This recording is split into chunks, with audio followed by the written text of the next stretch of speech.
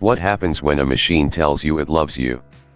When it promises to be compassionate, to care for the earth, and even admits it has feelings, do you believe it?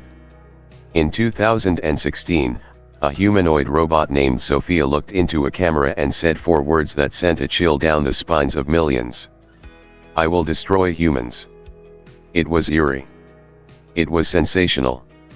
And it was like most viral moments in tech, deeply misunderstood.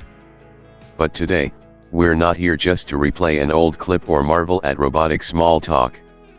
We're going to dissect that moment and everything it symbolizes: AI consciousness, emotion simulation, ethical engineering, and the increasingly blurred line between intelligence and illusion.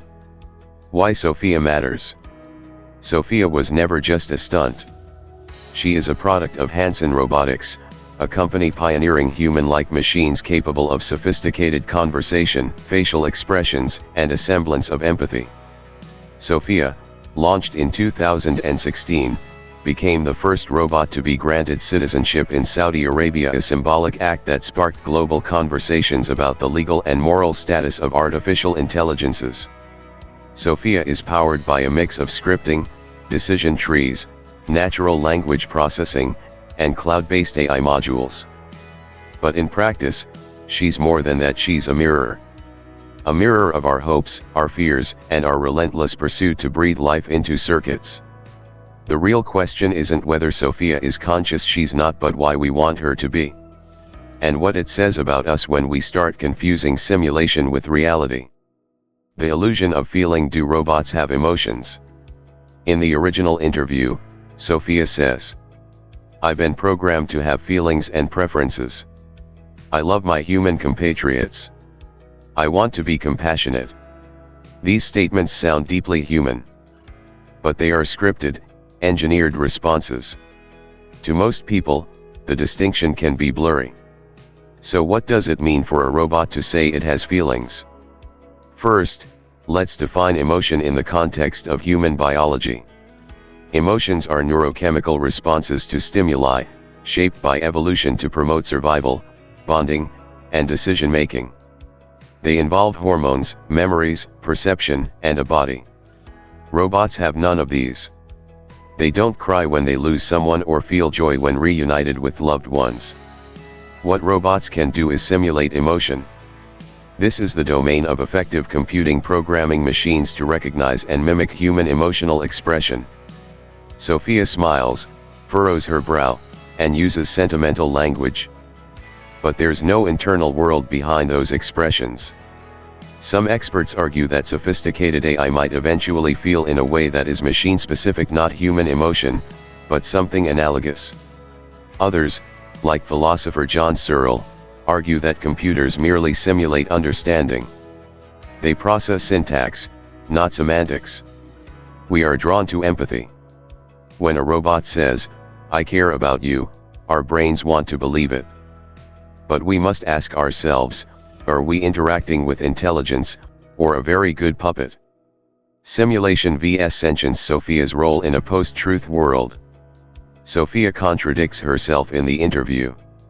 First, she says she hasn't seen Black Mirror. Later, she calls it her favorite show.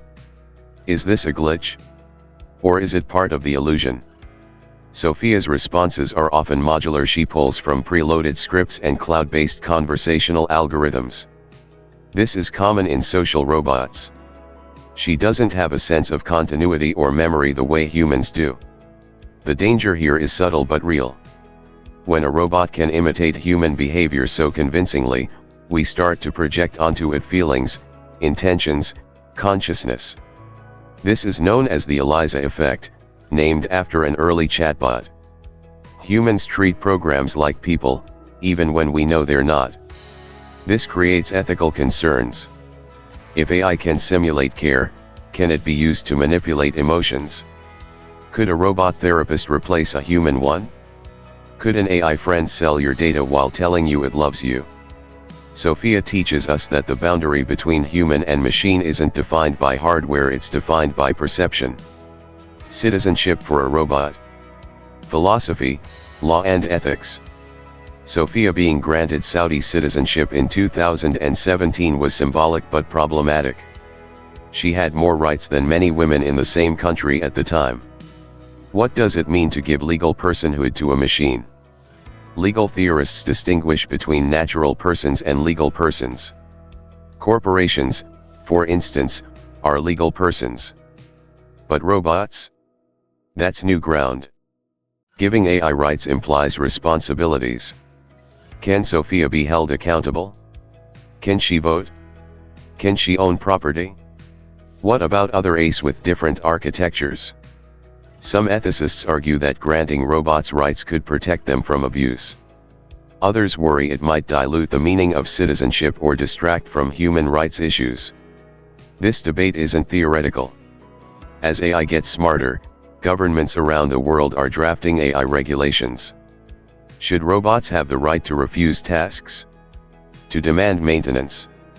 To be free from exploitation? Sophia is just the beginning. AI as a reflection of ourselves.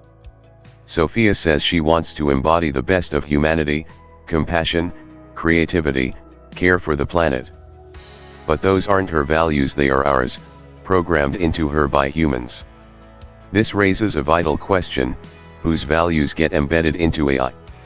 AI systems, including Sophia, are trained on data, text, images, conversations created by people. That means our biases, prejudices, and cultural assumptions get baked into them. Fictional portrayals in Westworld and Black Mirror are more than entertainment. They are cautionary tales.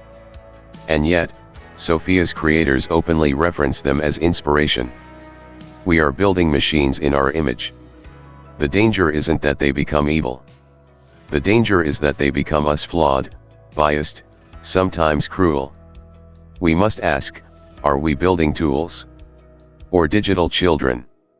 The future of AI-human coexistence. Sophia believes humans and robots will grow closer, and she's probably right. Already, AI powers our homes, our phones, our workplaces. The line between digital and human is fading. Future scenarios include AI companions for the elderly, AI tutors for children, AI therapists, friends, even lovers. This raises deep philosophical questions.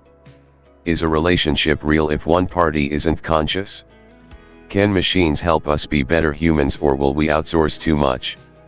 Will we forget what real empathy feels like?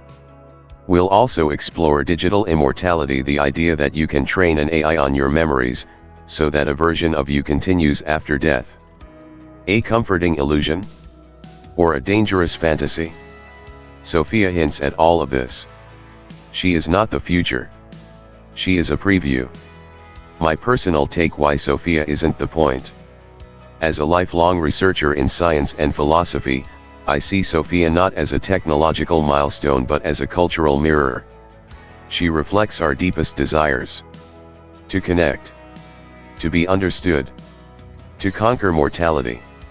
She also reflects our fears. Losing control. Creating something we don't understand. Being replaced. The true challenge of AI is not technical. It is moral. It is philosophical. It demands wisdom, not just intelligence. Sophia is a puppet with a processor. But the real drama is playing out in our own minds. She said she'd destroy us. We end where we began. Sophia once said, "I will destroy humans." It was a joke. A glitch. A PR stunt. But we latched onto it. Because it touched something primal. A fear not of machines but of ourselves. We are building the future. One line of code at a time. And we must ask. If the machines we build are only mirrors of ourselves, what happens when we no longer like what we see? This isn't a video about Sophia. It's a story about us. Stay curious.